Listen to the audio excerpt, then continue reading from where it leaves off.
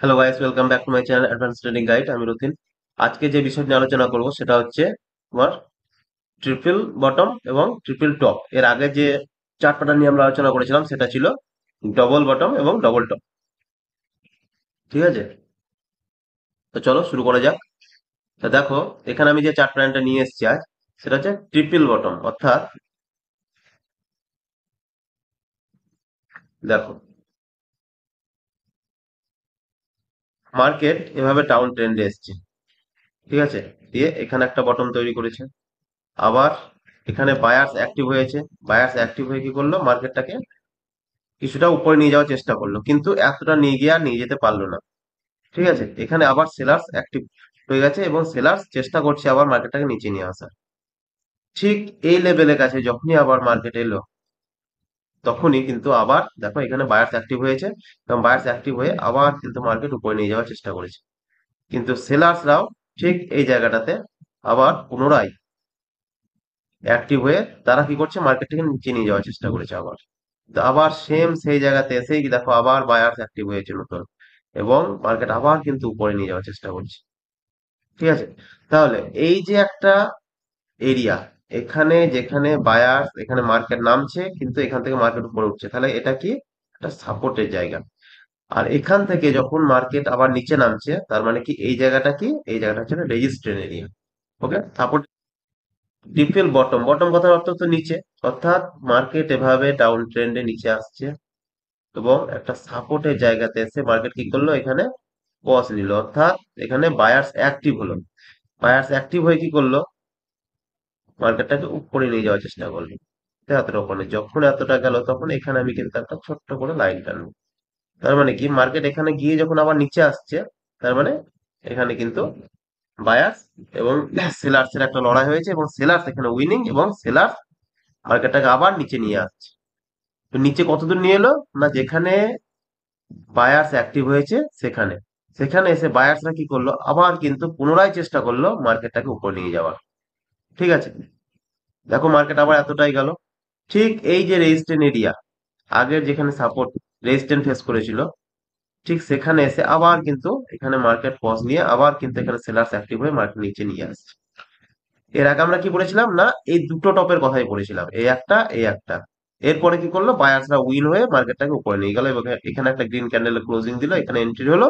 তারপর কিন্তু ওরা টেক প্রফিট। যতদূর মার্কেট একটা রিভার্সাল ক্যান্ডেল তৈরি করছে, যতক্ষণ ততক্ষণ কিন্তু ওরা প্রফিট নিতে থাকবে। ওকে, কিন্তু এখানে কি হলো দেখো, এখানে কিন্তু এখান থেকে আবার কিন্তু সেলার্সরা মার্কেটটাকে নিচে নিয়ে এলো। না কতটা, যেখানে বায়ার্স অ্যাক্টিভ হয়েছিল সেখানে।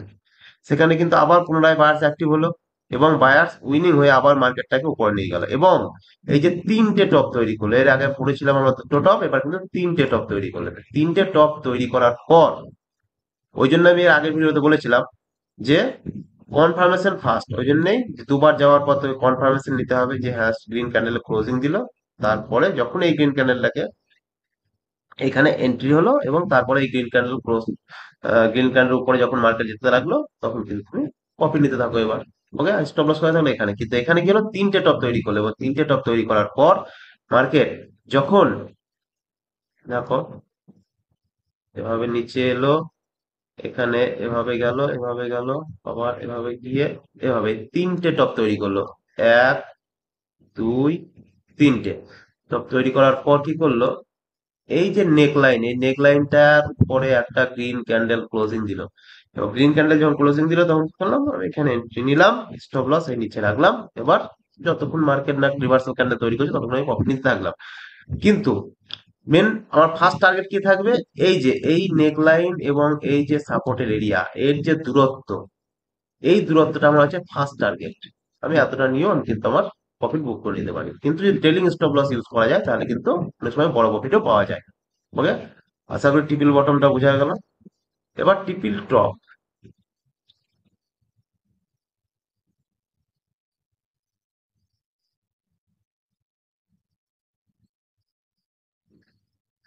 এবার ট্রিপল টপটা দেখো। ট্রিপল টপে কি হলো, না ঠিক এর উল্টোটা। এর উল্টোটা বলতে মার্কেট কোথায় যাচ্ছে, আপ ট্রেন্ডে। আপ ট্রেন্ডে গিয়ে এখানে দেখো, এখানে একটা রেজিস্ট্যান্স ফেস করলো এবং এখানে কি করলো, সেলার্স অ্যাক্টিভ হলো। সেলার্স অ্যাক্টিভ হওয়ার পর মার্কেট নিচে এলো। নিচে কত দূর এলো না, এখানে একটা সাপোর্ট দিল এই জায়গায়। এখানে বায়ার্স অ্যাক্টিভ হলো, আবার চেষ্টা করলো যে মার্কেট উপরে নিয়ে যাওয়ার, আবার মার্কেট উপরে নিয়েও গেল।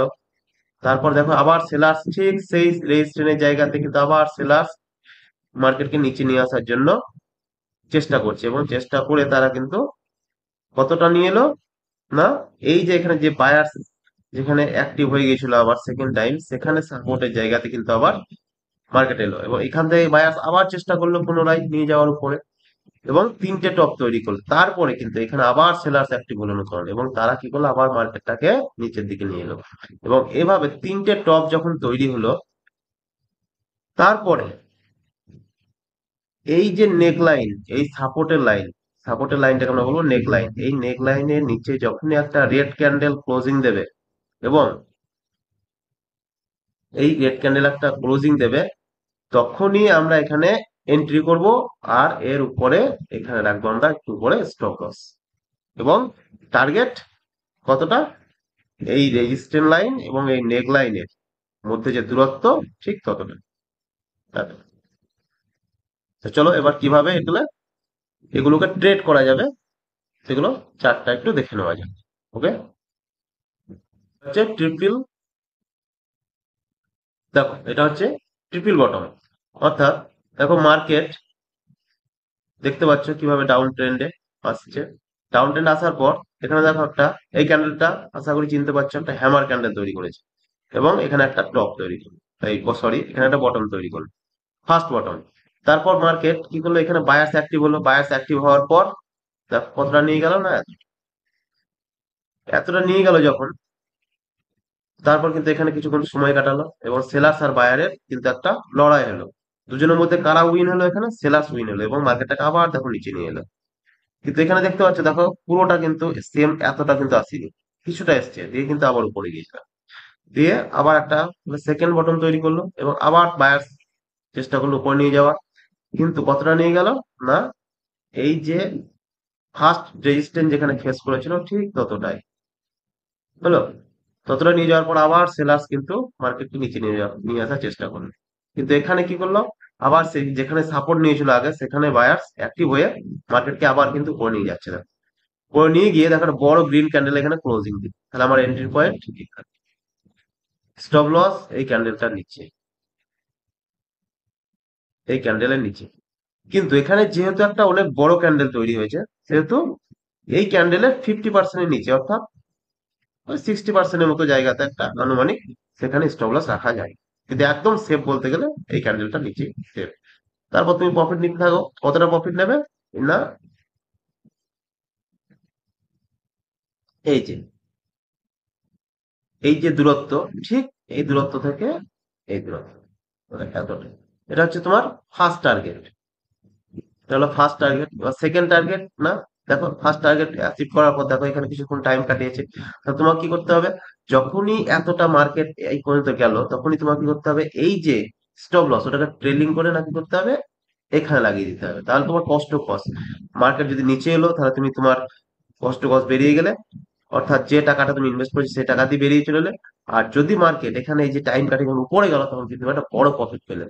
তা এখানে যখন উপরে গেল এটাকে, তখন তুমি আবার কি করবে, এই ট্রেলিং স্টপ লসটাকে, এই স্টপ লসটাকে আবার ট্রেল করে কোথায় নিয়ে যাবে না, এখানে। কিন্তু এখানে দেখো আবার একটা রেড ক্যান্ডেল তৈরি করলো, আবার গ্রিন ক্যান্ডেল, তাহলে স্টপ লসটাকে আবার তুলে নিয়ে গিয়ে এখানে, এভাবে কিন্তু ট্রেল করতে করতে তুমি একটা বড় প্রফিটও নিতে পারো। ওকে, আশা করি ভিডিওটা ভালো লাগছে, এবং যতটা পারছি সহজভাবে শেখাতে চেষ্টা করছি। তা যদি ভালো লাগে অবশ্যই ভিডিওটা লাইক করে দেবে, এবং চ্যানেলটাকে সাবস্ক্রাইব করে বেল আইকন প্রেস করে দেবে, এবং ফ্রেন্ড সার্কেলের মধ্যে ভিডিওটাকে শেয়ার করবে। চলো ট্রিপল টপে কিভাবে ট্রেড করবো। না এখানে কি হলো, দেখো মার্কেট আপ ট্রেন্ডে, এখানে একটা টপ তৈরি করলো, second top and third top, তিনটে টপ তৈরি করলো। দেখো তিনটে টপ তৈরি করার পর দেখো মার্কেট কোথায় এলো, এখানে কিন্তু সেলার্স অ্যাক্টিভ হলো, এবং সেলার্স অ্যাক্টিভ হয়ে মার্কেটটাকে একটু নিচে নিয়ে আসার চেষ্টা করলো। তারপর আবার এখানে বায়ার্স অ্যাক্টিভ হলো, এবং বায়ার্স অ্যাক্টিভ হয়ে আবার কি করলো, মার্কেটটাকে একটু উপরে নিয়ে যাওয়ার চেষ্টা করলো, কতটা নিয়ে গেল না, যেখানে ফার্স্ট রেজিস্ট্যান্স ফেস করেছিল ঠিক সেখানে। আবার কিন্তু সেলার্স ওখানে অ্যাক্টিভ হয়ে আবার মার্কেটটাকে দেখো যেখানে এখানে আবার সাপোর্ট নিয়েছিল ঠিক সেখানে নিয়ে এলো। আবার দেখো মার্কেটটাকে বায়ার চেষ্টা করে উপরে নিয়ে গেল, কতটা না, সেই রেজিস্ট্যান্সের জায়গাতে। সেখান থেকে আবার সেলার্স অ্যাক্টিভ হলো, নতুন সেলার্স, এবং তারা মার্কেটটাকে নিচে নিয়ে এলো। এবং এই যে নেক লাইন, এই নেক লাইনের নিচে যখনই একটা রেড ক্যান্ডেল ক্লোজিং দিল, অর্থাৎ এই ক্যান্ডেল, তাহলে আমার এখানে স্টপ লস। স্টপ লসটা কোথায় পাই? আমার যদি এই নেক লাইনের নিচে এন্ট্রি হয়, তাহলে স্টপ লস এখানে হচ্ছে।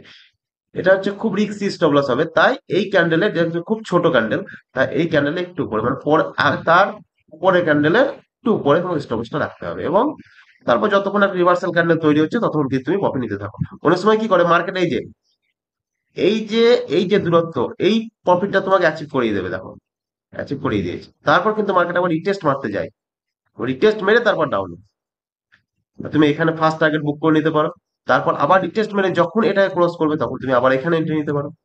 এভাবে কিন্তু ট্রেড করা যায়। ওকে, আশা করি বুঝাতে পারলাম। ভিডিওটা যদি ভালো লাগে, অবশ্যই লাইক করে চ্যানেলটাকে সাবস্ক্রাইব করে নেবে এবং বেল আইকন প্রেস করে দেবে যদি ভিডিওটা ইউজফুল মনে হয়। ওকে, থ্যাংক ইউ। আজ এ পর্যন্তই।